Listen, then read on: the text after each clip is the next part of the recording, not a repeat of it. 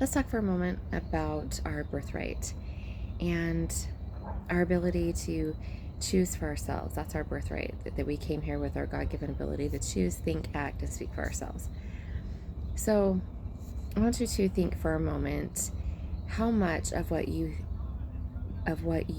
choose and what you think and act and speak is from somebody else or from what somebody else taught you.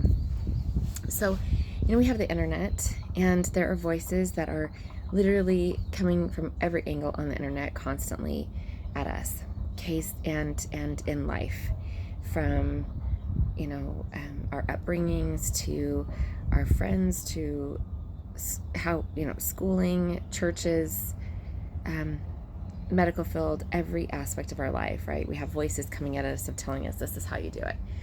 So this is a question to ponder within yourself. This is just a video more to think about what our birthright actually is, and learning how to truly, listen to our intuition and stop silencing it. So if tomorrow all the voices of the world were silenced and there was nothing, and you had to go off of your own intuition, could you do that? If there was nobody there, you couldn't get online and Google something, how to do something. You weren't in a school building being told like this is how you do this math problem. You weren't in a church building saying these are the do's and don'ts of religion. This is how we do things. Could you, if all that was, if tomorrow all that was gone, if all the voices of the world were completely silenced in your life, could you tap into your intuition and listen to your intuition and be guided by that?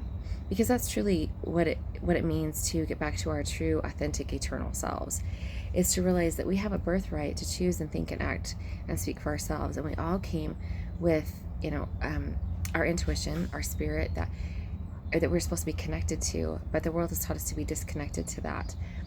So if you didn't have the voices of the world, could you be connected to your inner self and trust your intuition in making choices for yourself? So just some food for thought. How many voices actually are screaming at us and pulling us this way and that way? But if we just silence it all, can you trust your intuition and trust your inner higher self? Can you connect back with who you are, to trust your inner higher self and be able to step back into your birthright of choosing for yourself, thinking for yourself, speaking for yourself, acting for yourself, and do so in a way that would not be harmful or hurtful to other people, that would truly just be your essence of who you are, of your creation, of the beauty of the essence of what your creation was created by, in that perfect love. So just some food for thought. As all these voices from every angle of this world are literally screaming at us, can we be true to ourselves and tap back into our intuition and our true authentic self? Because ultimately that's what Yahshua did. He silenced the world and he tapped back into his true authentic self eternally of who he was. And that's the example he set for us. So are we able to silence the voices of the world and really tap back into who we are? Food for thought. Have a glorious day.